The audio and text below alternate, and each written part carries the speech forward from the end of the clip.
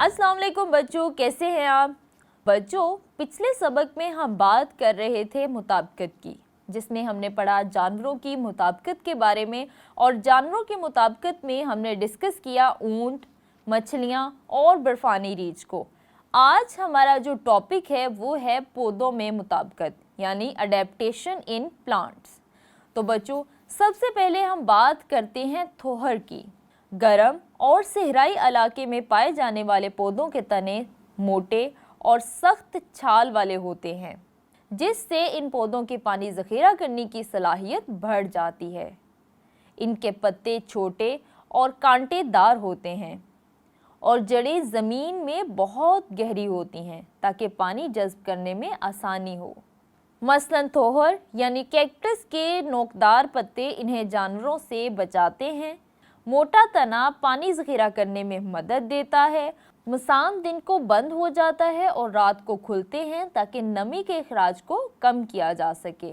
अब आप सोच रहे होंगे कि मसाम किसे कहते हैं? बच्चों, पौधों के ऊपर जो छोटे छोटे सुराख होते हैं हम उनको मसाम कहते हैं। इसी तरह से लंबी, पतली और गहरी जड़ें ज़मीन से पानी जज़ब करने में मददगार होती हैं।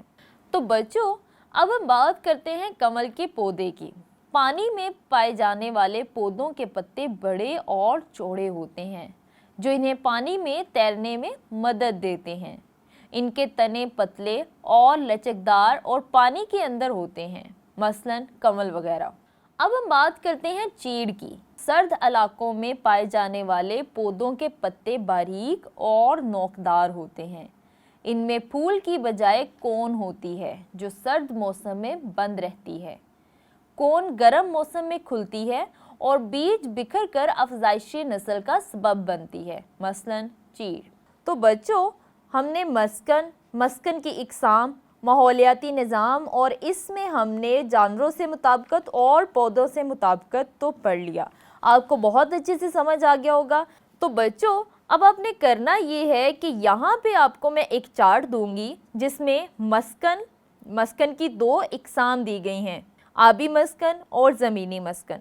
अब जो खाली बॉक्सेस हैं उनमें आपने आबी मस्कन की मज़ीद इकसाम लिखनी है और जो ज़मीनी मस्कन के खाली बॉक्सेस हैं उसमें आपने ज़मीनी मस्कन की मज़ीद इकसाम लिखनी हैं।